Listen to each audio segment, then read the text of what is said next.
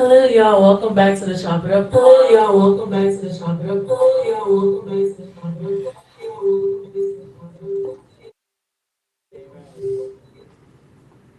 This is, I think let's turn this off. Yes, I think that's what it is. Let me try now. Hello. Okay. Hello, y'all. Welcome back to the Chop It Up. Chop It Up Pod. We're back with our live studio audience.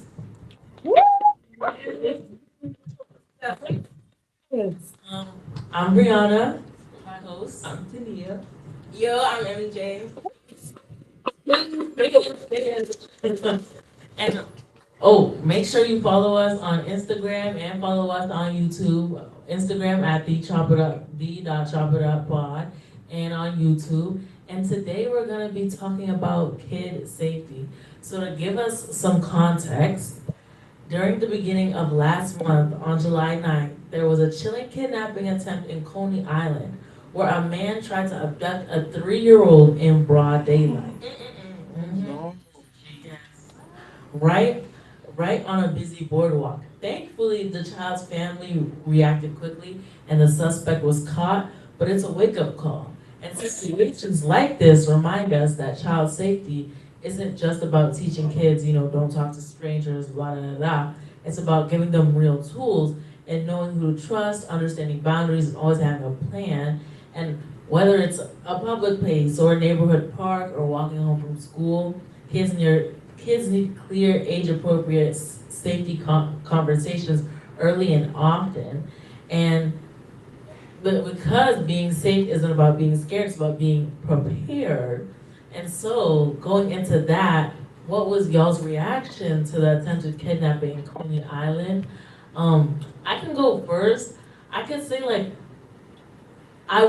one thing I was just really proud of was that the parents reacted quickly and that they were prepared. But it reminded me in so many cases people aren't prepared and they get like scared and anxious because these things happen so fast and like kids can be so innocent and trusting. So that was one thing that kind of struck me. And another thing that kind of struck me is like how much coverage it got for how often like these things happen, unfortunately. Yeah. Oh, okay. So me personally, I didn't really watch the full video, but I saw all over on Instagram, especially on TikTok, and I feel like every day is like some new stuff happening, Yeah. and I feel like parents should really put an eye, like you see how parents now they have like tags around their kids that like have safety belts or whatever like that. So I feel like ever since then, the parents like been more eye opening to their child now. So yeah. I feel like we're in a culture right now of like, like a gentle parent and kind of like a helicopter parent low key. Like putting like a leash on your kids. But now I see like it's actually really like it's I feel like it's not more dangerous now, but now we document it more, so now more people are afraid. And do you have anything to say, Smia? I didn't really hear about this, but now that I hear about it, I'm glad that they reacted quickly because, like, usually parents, like, sometimes parents don't even be involved in my case. And anything from the audience, what was your reactions to this? The mic towards the light. So this is kind of like I think this maybe the second time that I heard about this, but it's such a scary topic. Like it's so scary that imagine you having a child, and I always see little kids like playing around my block. I remember when I was a little kid, I used to play like games with all my other neighbor kids or whatever. Like we used to all have a fun time playing everywhere in the yard and everything. And seeing that other people, like people who are like around their 20s or 30s or anything, trying to like just abduct kids, like saying like, hey, I have candy, like, hey, come with me because your mom says so, or something like this. Because when you're a kid, you're so trusting that you're like, oh, you don't know. Like that's why a lot of parents we say like, don't ever trust no strangers. If you never met them before, don't ever, go out with them or whatsoever. That's what I feel about. It's like at your big age, what you doing kidnapping other kids? Like, if you want kids, make your own. Like, it's not that hard, really. Oh my God. Like I'm just like, It's just ridiculous. But I think they do that for we call it trafficking kids. They like to traffic kids and put them in like adoption type of agencies, and they put them in like adopted energies, and they give these kids to the rich. That's what I've been hearing. But that's another story for another day. that's deep for me. And I guess we can move on to the second question.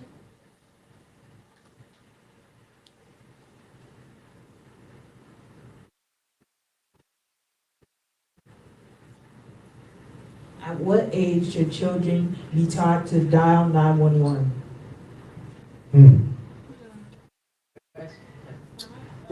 Someone in the audience. No, you got it. No, don't get up. Here, you still have somebody from the students walking around with this microphone.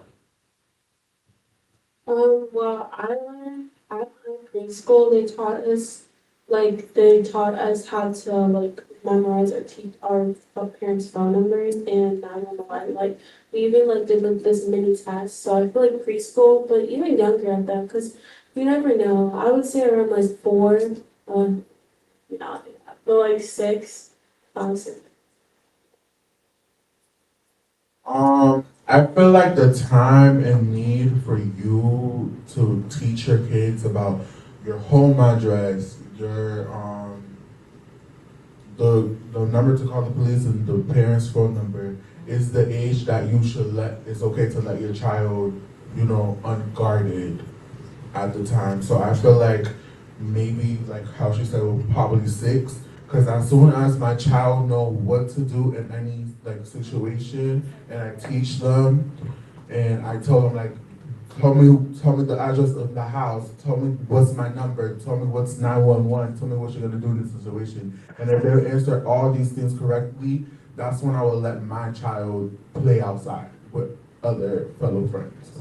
In my opinion. That's actually really I really like that you're emphasizing that the child really needs to understand what's going on and like how unsafe it is, and you're not kind of taking like a sheltered approach, because people are like, I'll always be there, or I'm gonna be there, but you never know, like in a second a whole life can change. And I really like that, it's the child that has to understand first in order for you to be prepared for when something happens like this. Yeah. And I don't know, I feel like I like what you said about when the child actually understands what to do in a situation and where to go, and so I feel like that's not like a set number, but as soon as they can understand, then they can call 911, do everything like that, then they can of course. be free,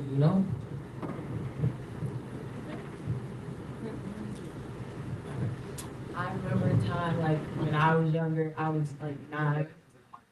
Oh, got you. I remember a time, like, when I was 9, the only way how I knew to call 911 is because I heard it in, like, a song and a hook. So I think the best way to teach a kid how to understand something properly is to try to, like, grab their attention.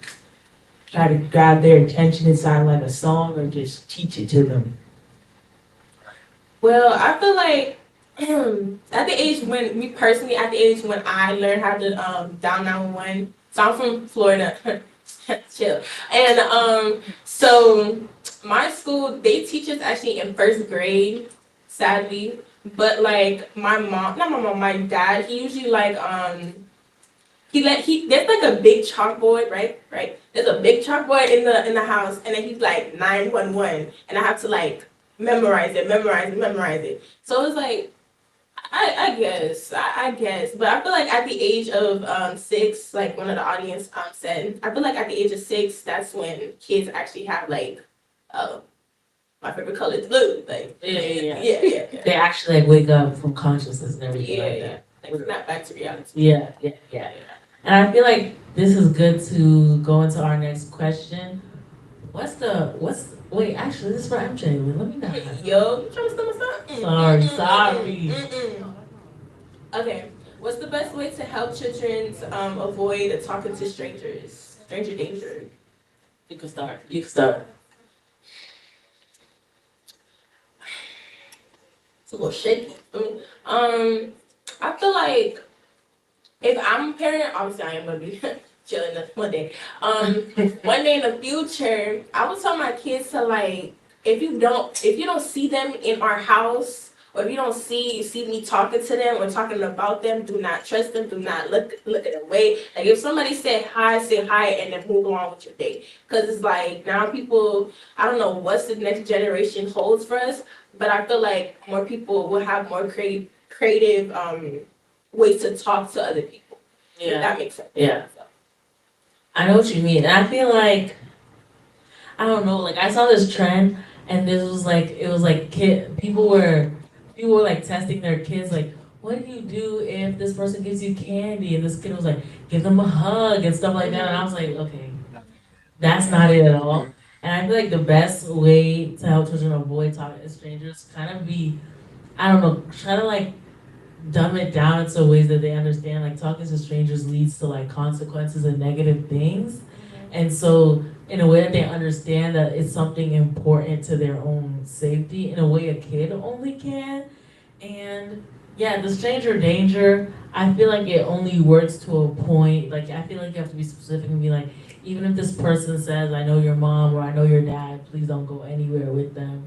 Don't accept food from strangers, don't eat, like they said, you can't eat everything at everybody's house, so please don't do that out of strangers, And also, I want to add, like, now I'm seeing all over my TikTok.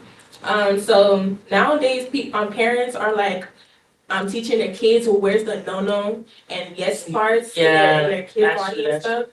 So I feel like that's another way. That's another good thing. Yeah. Yeah.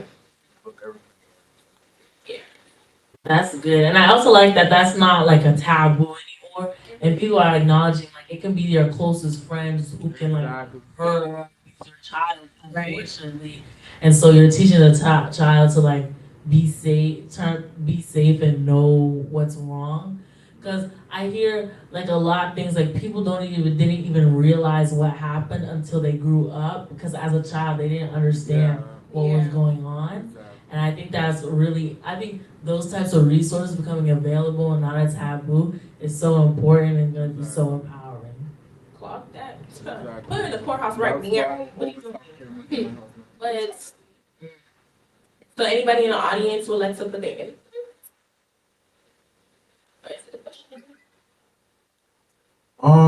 What was the question? I understood the question, but I forgot. But I know what the question is about. What's the best way to help children avoid talking to strangers? I feel like the best way to do it is to like make them understand. Basically kind of like, well, I will probably put like at least 5 people to my child to be like, as an example, like, hey, you can only trust me, your grandmother, your grandfather, and your 3 aunts. Don't trust anybody else. And somebody else is saying, hey, get in the car, da da da. Like, I'm gonna tell them, like, don't believe it unless I would definitely be like, unless if they call me, ask them to call me. If they cannot call me, run away and come back home. Because I honestly, if my child was gonna go with someone, I'll definitely be on the phone with that person who's taking my child. Right. So without that's exactly like the example that I was like say, like if I'm not on the phone and you don't speak to me on the phone confirming with you, don't go anywhere with that person. Because you shouldn't. Just like that.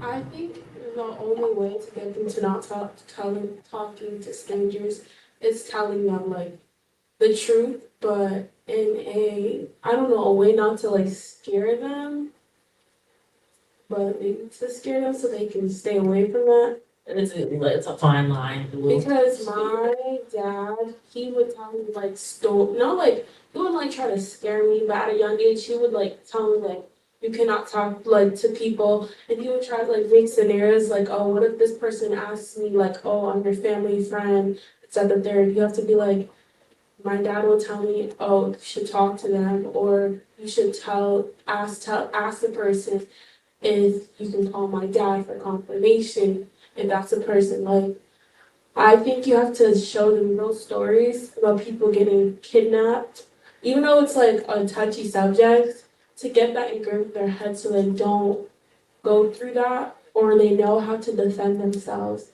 And I think defending themselves is a very important thing because they're kids. Like, a good way to defend themselves is just screaming out of nowhere. Someone's gonna look at a kid that's Right. screaming help, help, help.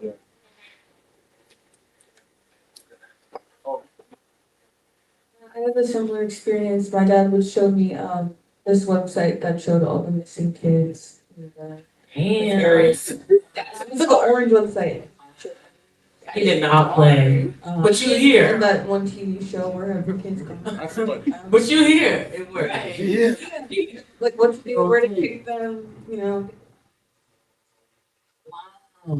He gets down, he don't play. Yeah. All right, let me add, I want to add something.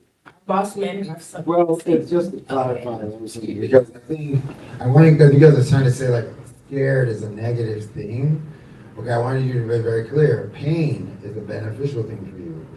Fear is a beneficial thing for you. That's true. And being scared of something is beneficial. So, if there's a fire there, if you don't understand if you don't feel pain, your hand will just stay in the fire. That's So it's true. the pain that makes you pull it out, Right. right? So being scared of something, having fear of something isn't negative because, I mean, you should be scared of street cars driving on the street at all times. Yeah, you should be scared of that. So you stay away. So we as parents, sometimes we mimic things that are, like when I go, hey guys, it's like authority. I'm trying to mimic something in your life because you're not in any danger, but I need to be a fourth floor. I need to create an environment where you guys are exposed to fears, like also like when you don't get paid for doing something, that's a consequence. And other things that you're supposed, but you can, unfortunately, a lot of us, until we experience it, we were not really appreciated. So that's why I think it's important to instill fear of certain things into your children. But that was just, all right. I like that. I feel like now I can kind of like, my perspective has changed that like fear can be a healthy emotion, as long as it, as long as you're not anxious, but you know what to be scared of, that's a good thing. I think you need to be anxious too. Like you need to be. Dang. It's just like you need to. What it is? No, what it is that I think you need to develop. You need to develop like tougher skin, and as you get older, you start developing tougher skin. I kind of disagree with that because anxiety can lead to a lot of stuff. You don't want to be like paranoid for your rest. So as a person who has that, like anxiety, you think that something's gonna happen, so you protect yourself, and you get fear. Like that fear will bother you a lot. You don't want that to be an anxiety, but you want to be something to be careful, because when you have anxiety, like, oh, what if this happens? Like, it'll kind of stop you from doing everyday life things. That's to protect yourself. So like, I feel like it's good to be like scared of that happening, but don't like let it traumatize you, bother you. Oh my gosh, next it's gonna happen to me next, because it can really ruin your emotions. Like it's a fear. It's like overthinking. Yeah. Bigger, like how do your parents deal with the stress that they're dealing with? There is no way out. There's nobody to say, oh, well, I'm tired. You know what I'm saying is that the only way to get better at dealing with stress is to deal with stress. Yeah. So while nobody wants you to get over anxiety, and of course that nobody can ask the person that got ran over by the car, you feel anxiety now. That's the issue. So once it happens, it's done. So you want to make sure you have. I wish people had more anxiety when they cross the street. They're looking at their phone. Oh. They're just walking and just looking at their phone. No anxiety at all. So at what point? I get what you're saying. We don't want.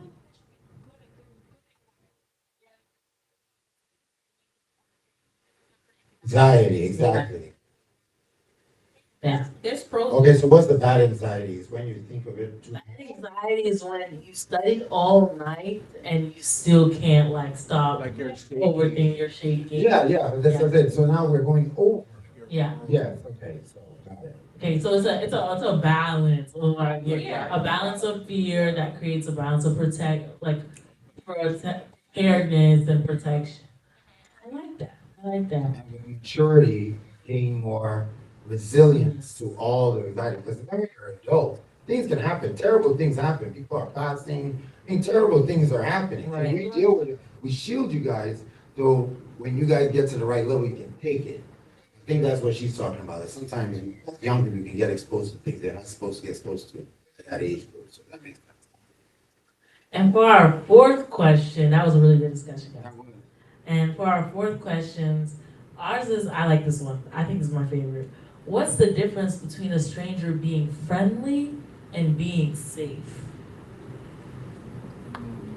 Or I would say, not even a stranger, what's the difference between a person, like a person maybe your child knows? Say that your child knows this person, they've seen them, maybe they've been, at a block party, at a barbecue. What's the difference between a person being friendly and a person being safe?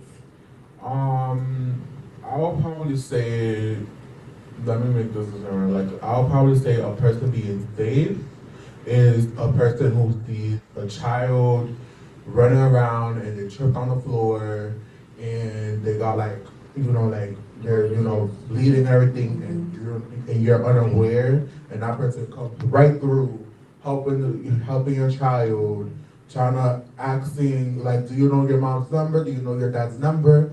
How do I contact? Like, do you know where you live? Like, can I take you home? Like those type of things. That's just like a person being safe.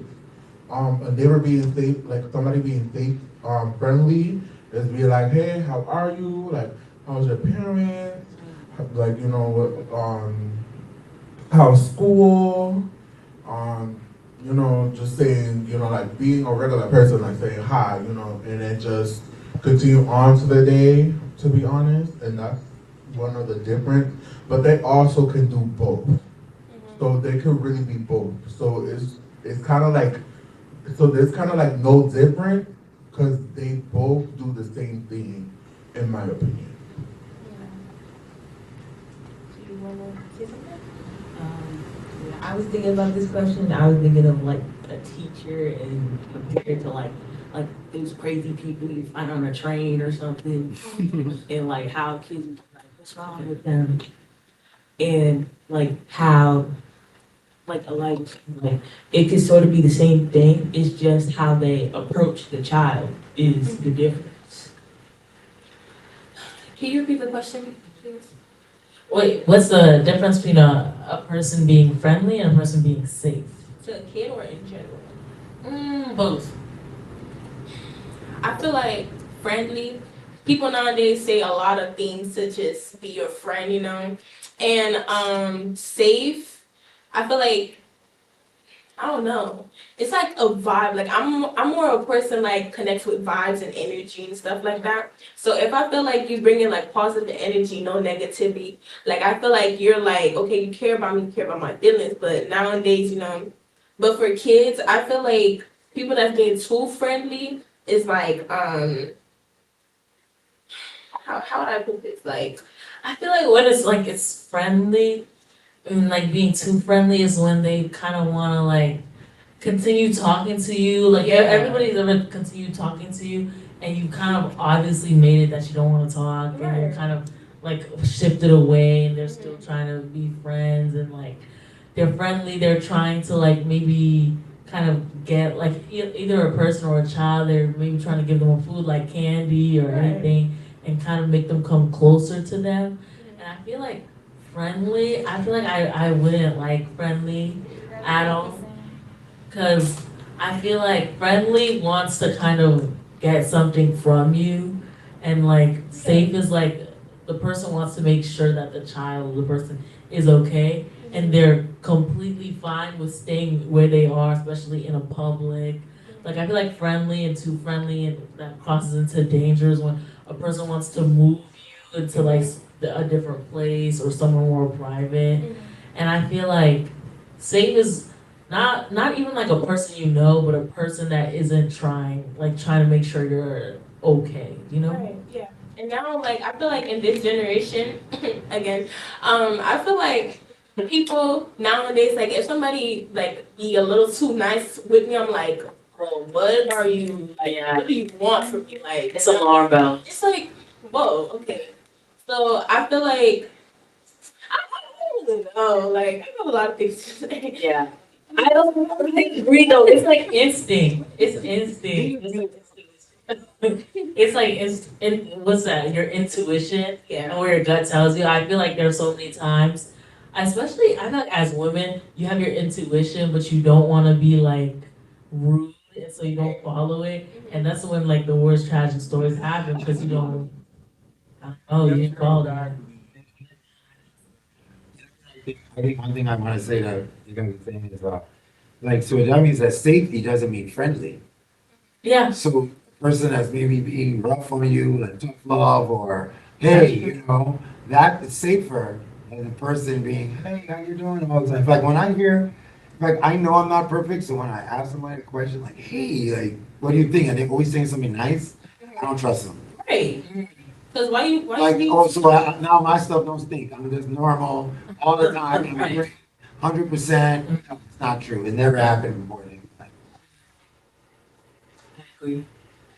Anybody else in the audience have something to say?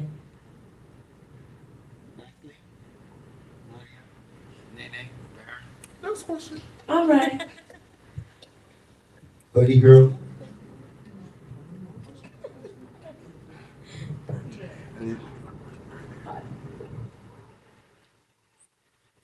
What age should children be taught stranger danger? I feel like the perfect age would be like that in between age, like 6, 7, like going into like double digits and knowing like someone who's friendly or like just too clingy or someone who's just like straight up mean. Like those 3 different people can like do 3 different things different. Like everything, like I don't know how to explain it, but it's that's a good question.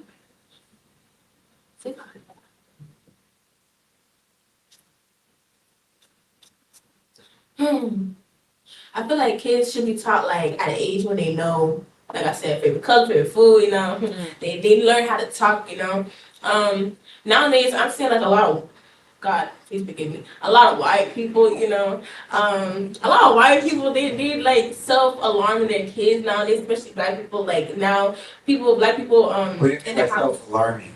like if they're in the park, for example, white kids playing, can you my friend? Yeah, and like their parents would be like, they see their kids and be like, no, you can't.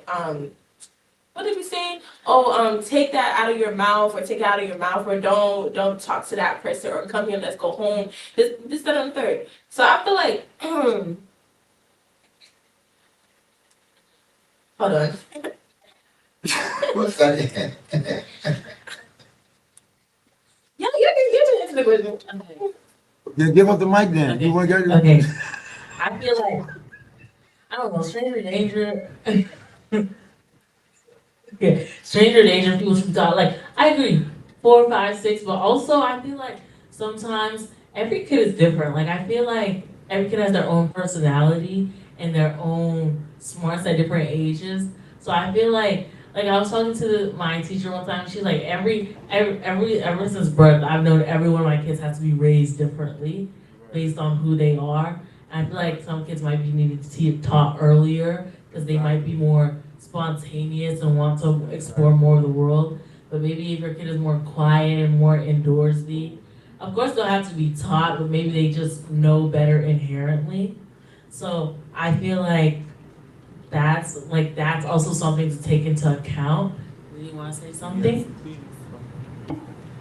Yeah, I do believe in what you said because we call it. I have 3 nieces, and they're all 3 of them are completely different. One of them is 4, and she's literally the smartest 4-year-old I ever know in the world. She already knows what to do. She goes and get her own water. She goes get her own juice. She's very smart. She knows how to get some cereal. Like she's really smart. And other hands, I have another niece that she's also 4. She's a lot more quiet, a lot more shy. She doesn't know how to do what my other niece is doing. And all these kids are completely different. Like, someone like that other niece who is, kind of a little bit more advanced. I feel like that's where, you teach her, memorable things, because she is remembering she remembers literally all of our family's names. There's so much people in our family that she remembers all their names. And that's what I think. I agree. I feel like every child is different, so every child has to be taught a little bit differently, not just depending on age. And that kind of brings us to our next question, and which is, how do you balance teaching safety without making children overly fearful?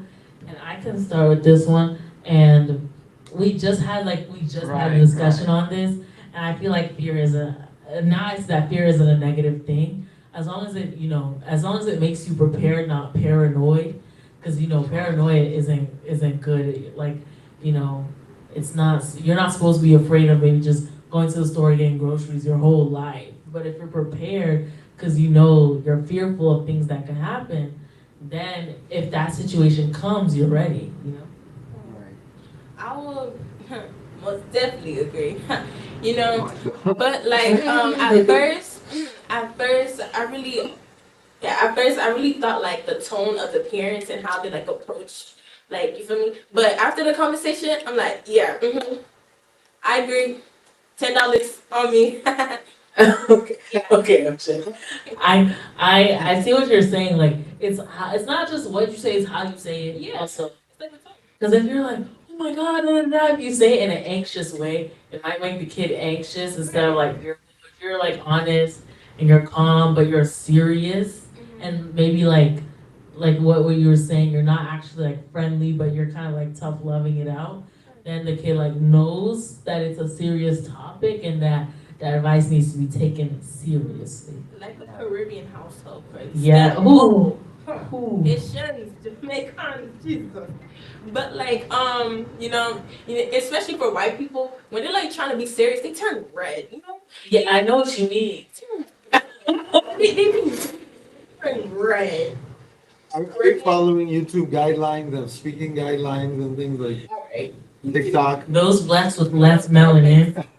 We love white. Or less blessed with melanin? Yeah, then. Okay. Yes. Yeah. And in the audience, how can you balance teaching safety without making children overly fearful? Scaring people be traumatized. I think that's the border that we're talking about. Trauma Yeah. that has a big reason. Yeah, I feel like a good example is watching a documentary about how to be safe or a kidnapping, and then I feel like you traumatize someone if you made them watch it or something, and that'll leave them very, very scared and traumatized over the wrong things as well. I'm scared of it. Sorry. So just to be clear, we got 15 more minutes to 2. So if we do 10 minutes worth, and then we have 5 minutes to pack up and close before 2.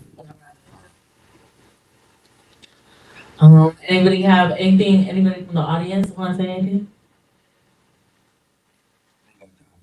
The itis from the dominoes. And I feel like that brings us to our last question. How can parents teach young kids about personal safety?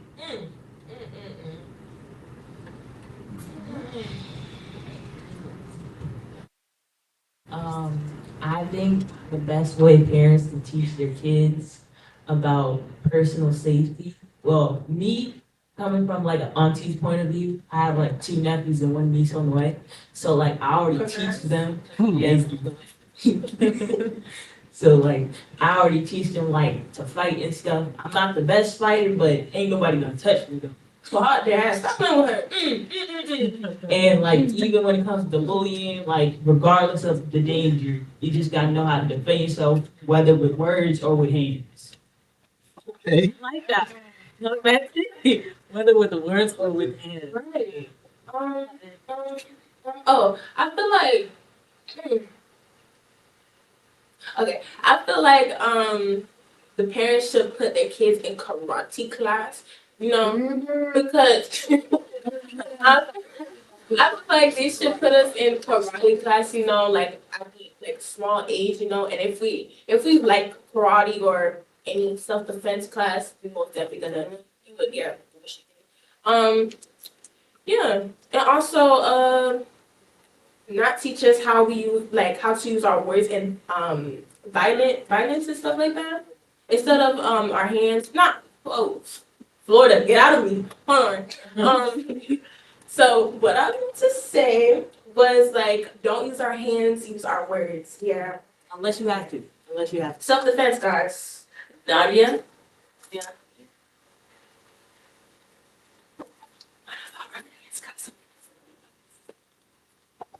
Yeah, I think it's important to know how to defend yourself, but then my parents taught me, like, especially for like young women, my sisters, like to know that the average man has, like, even if they look like they're out of it, dozing on, skinny, could have a lot more strength or power.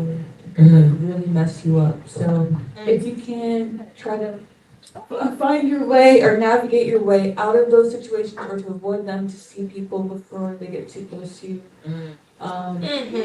Yeah. And to avoid That hit home. confront. But for young men, also, like, it's the same thing, but also standing your ground. Wait, I'm Yeah. Put her in a book right now. What? For me and my family, most children in my family, me included, we all basically went through like the same phase. All of us had like karate classes because our parents wanted us to know how to do stuff to defend. And it also helped out our parents because when they don't have when they have to go to work or something, it's a perfect after school activity because your child will have fun, like they will learn how to self-defense. And the best part is that these karate instructors, the senseis, they know the reason why these kids are going there. Yeah. And they know the reason why these kids are going there is so they can learn self-defense. So these karate senseis usually teach them a lot about self-defense and what the average person can do and everything and any other sense of that. So that's why it's always perfect to do that for your child so they can just do it after school and then also will have an opportunity to make new friends and not be traumatized because they're gonna be with a lot of other little kids learning about the same topic. Caught that. Yes. All right. And piggybacking off of what Nadia said, I feel like when it's time to be safe, it is not the time to be kind at all. Like if you have to get yourself out of that situation, if you look rude, if you look something, it doesn't matter. It doesn't matter. Yeah, exactly. And I feel like that's something I had to learn. And I was like, I tried to be accommodating to somebody who was like, it's never again. Never, never, never. Now, it was a blessing that nothing happened, but it was, if you're in more danger, then there is nothing wrong with getting out of that situation as soon as possible. I wanted to make sure that, so I just wanted to say a few things. One thing is that one of the best ways I've found to educate young people about safety in general is one, tell them to prepare themselves because I think I was having a conversation with Tania. Ladies usually think of their safety before they go places, so they plan ahead. Exactly. That planning ahead, there's so much you can avoid if you're thinking ahead. Pick your friends like you pick your fruit. If you have friends that are going to be in some kind of, you won't know how it happened. I hung out with my cousin, and it ended up outside a club in Virginia, and they were shooting, and I'm like, oh, Lord have mercy. Right. Yeah, I'm saying, but I'm literally in local place. I didn't expect to go anywhere. I was just in the wrong place at the wrong time. If I had made a choice, to stay at home and just do what I was supposed to be doing, not falling behind my big cousin, I wouldn't have been in that situation. Then the second point I want to bring is that always look at failing in a safe place. It's the literal most important, because like I told you guys, I can tell you guys something till you're blue in the face. Y'all won't listen. Won't listen. I can tell you this is what's gonna happen. Y'all won't listen. It's until you go through it, feel the pain, then you go, oh, that's what it meant. And I'm a big believer in allowing young people to fail in a safe place, so they'll learn that urgency and prevent themselves from happening, whatever happening, and when I'm not there. So, yeah. My 2 things. That's the word of the day, guys. Yes, Like, it is. Everybody did their 2 cents? Alrighty, y'all, that is the end of our Chop It Up podcast.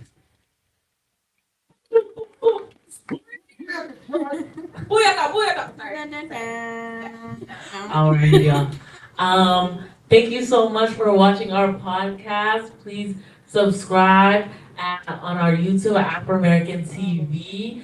Follow us on Instagram. We just hit 100 followers. Keep following us, because one day we're gonna get to that 1,000. At the.chopitup. Thank you.